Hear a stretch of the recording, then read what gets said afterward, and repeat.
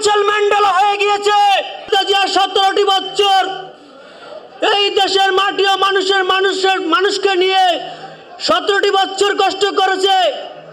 আজকে জুলাই গণ অভ্যুত্থান হইতো না, দেশনেত্রী বেগম খালেদা জিয়া যদি গণতন্ত্রের বিরুদ্ধে আপসহীন সংগ্রাম না করত।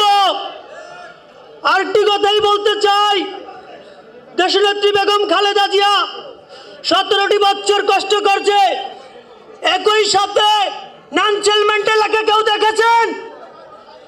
জনাব তারেক রহমান 17 বছর বিদেশের মাটিতে থেকে নেলসন ম্যান্ডেলা হয়ে গিয়েছে।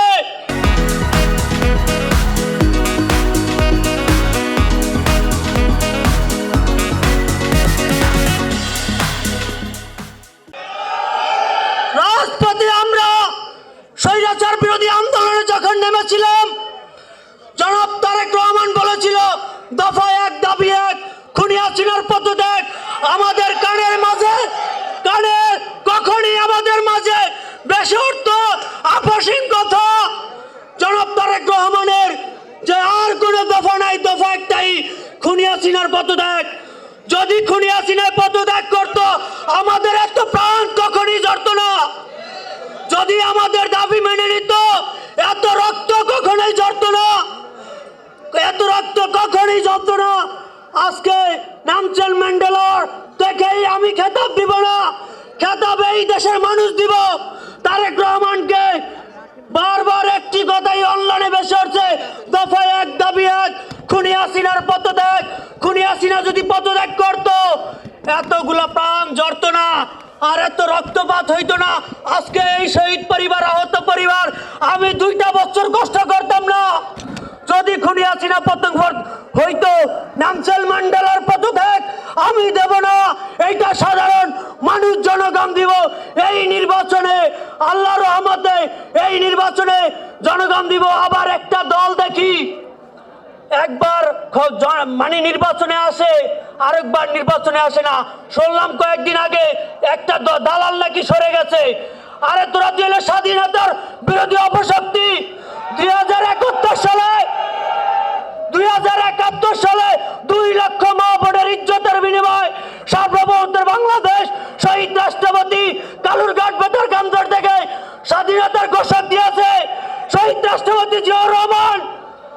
আজকে তোরা স্বাধীনতার অপশক্তি, তোরা মা বোনের সংগ্রাম নিয়ে তোরা লাঞ্ছিত করছস।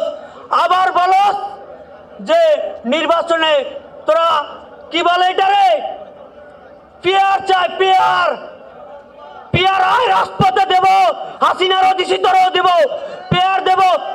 আরেকটি কথা বলবো, আহত এবং নিহত শহীদ পরিবারকে, আমার বাপ কিন্তু ঘুমাইছে, লাশ পাই নাই, এখনো পাই নাই।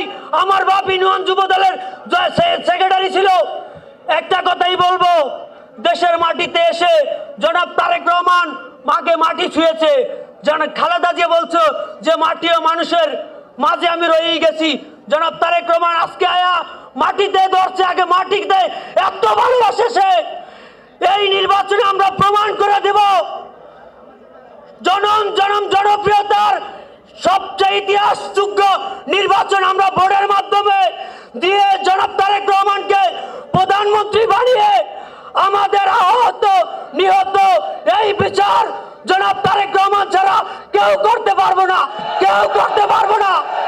এই বিচার আমাদের জনাব তারেক রহমানকে আমাদের ভোটের মাধ্যমে ভোট দিয়ে জনাব তারেক রহমানকে প্রাইম মিনিস্টার করে আমাদের বিচার সুনিশ্চিত করতে হবে।